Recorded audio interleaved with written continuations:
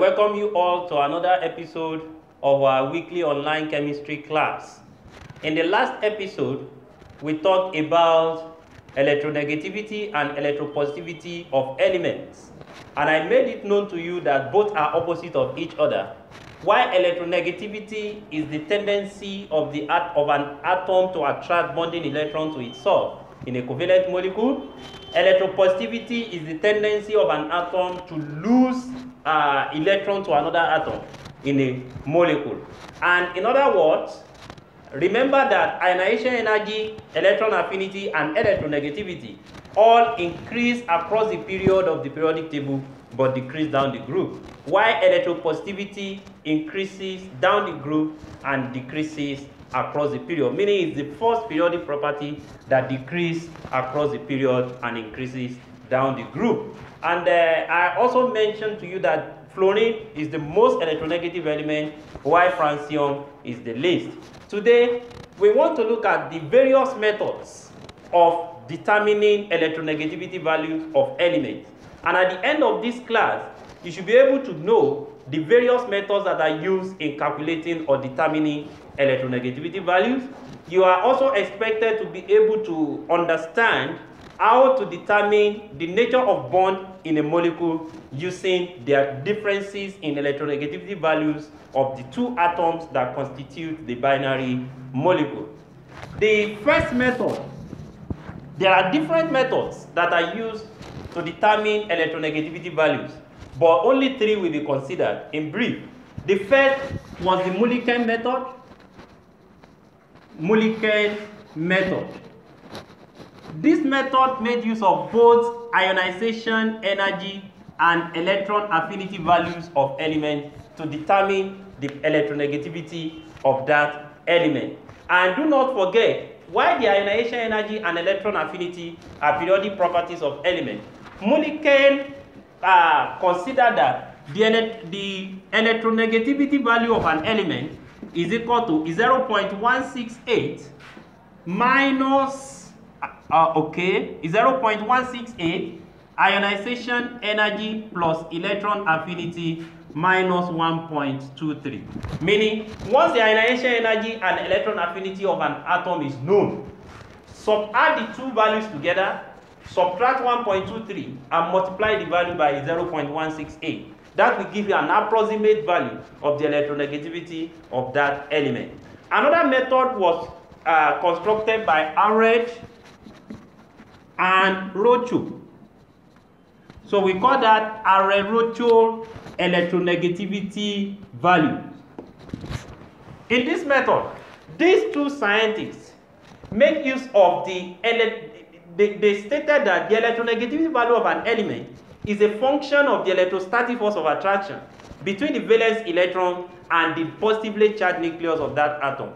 Meaning, the electronegativity value of that element is determined by the distance between the valence electron as well as the positively charged nucleus, likewise the nuclear charge. So in other words, the electronegativity value calculated by Allred and Rochow is given by 0.744 minus 0.359 multiplied by ZEF divided by R squared, where ZEFF is known as the effective atomic number. We have discussed that in the previous episode.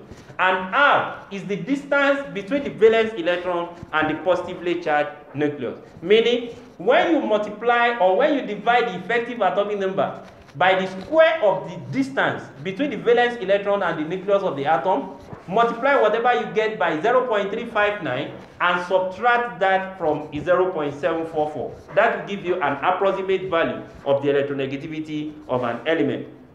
We'll have taken an example, but because of time, once you are given this value, and don't forget I told you a way of determining this value using the Allred-Rochow method. The distance between the nucleus of the atom and the valence electron will always be provided for you. So you can use that formula to determine the electronegative value based on Allred-Rochow method. The third method, which is the most widely acceptable method, is the Pauling method.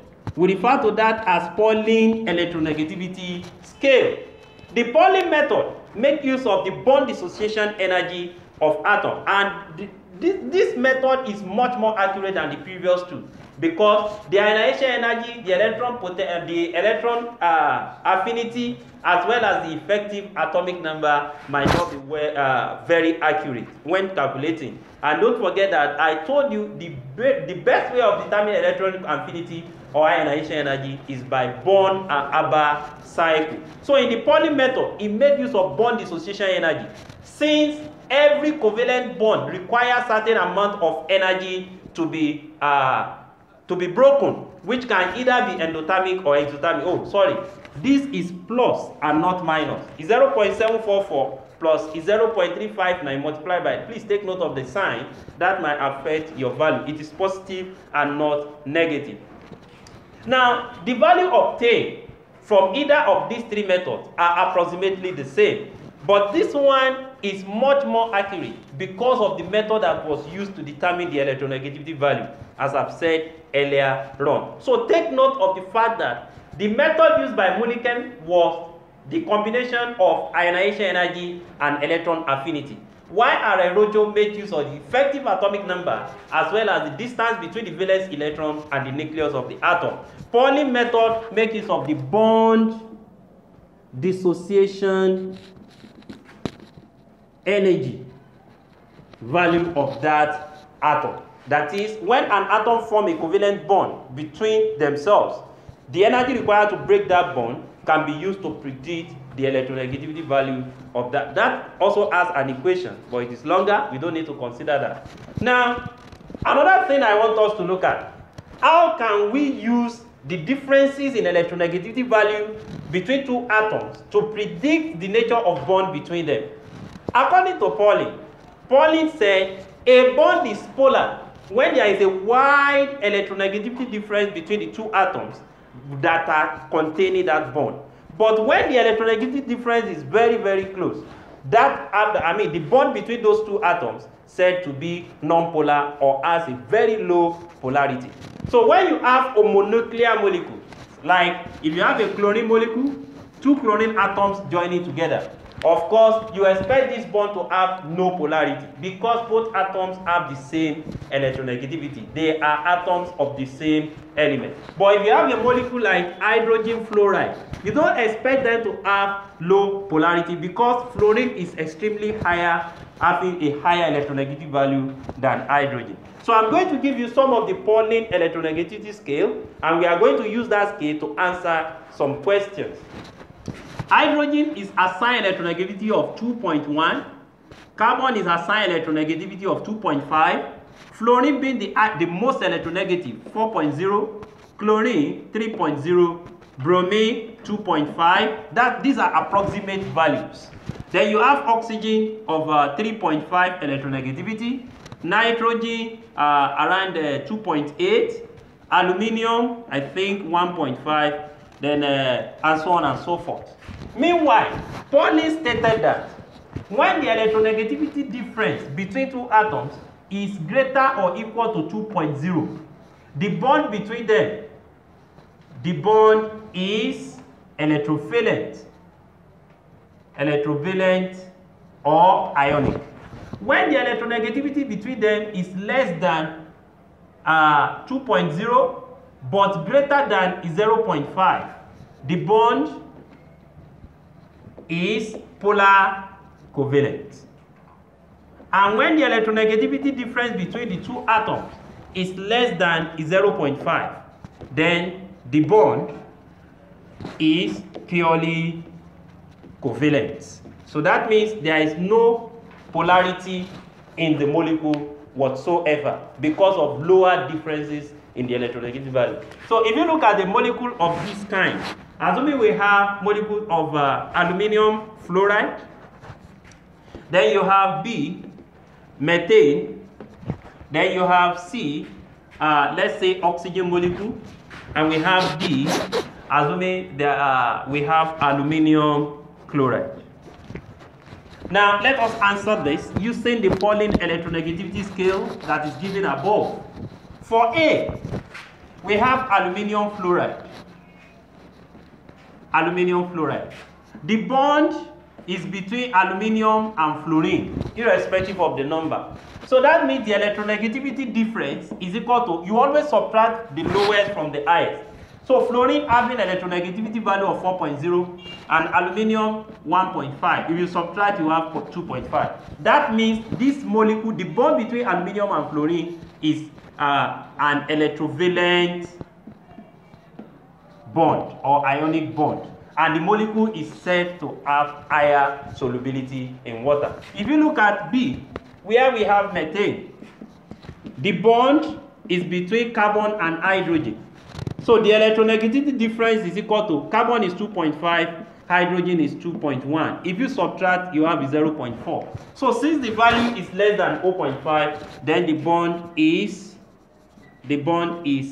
purely covalent. And that is why hydrocarbons have very low polarity. They are not soluble in polar solvents like water because of low polarity between carbon and hydrogen. Then the C part, we have oxygen molecule. The bond is between two oxygen atoms of the same element. So electronegativity difference is equal to 3.5 minus 3.5, and that will give you 0. And because the bond, the difference is 0, the nature of bond is purely covalent, which is one of the reasons why oxygen exists as a gas at room temperature. And lastly, we have aluminium chloride. The bond is between aluminium and chlorine. The electronegativity difference is equal to 3.0 minus 1.5, and that will give us 1.5. So the nature of bond is polar covalent. So that means the molecule might be slightly or partially soluble in polar solvent like water. There is something I want you to take note of. You see that when aluminium combines with fluorine, the bond is ionic. But when it combines with chlorine, the bond is polar covalent. And the reason for that is that fluorine is the most electronegative element in the periodic table. And when it combines with most other electropositive elements, they usually combine by ionic bonding. So these are the things that you need to know. Before you can predict the nature of bond between two atoms, it is essential for you to know what are the electronegativity values of those two atoms. Then when you subtract, you can use the Pauling electronegativity scale to predict whether the bond between them will be ionic, covalent, or purely covalent or polar covalent. I hope you have learned one or two things today. In our next episode, we are going to talk about atomic radius, another periodic property of element. Do not forget to like and comment whenever you are watching our videos, and do not also forget to subscribe and share most of this information to the world. Thank you, as you are always render your support. I wish to see you again some other time. Remain safe.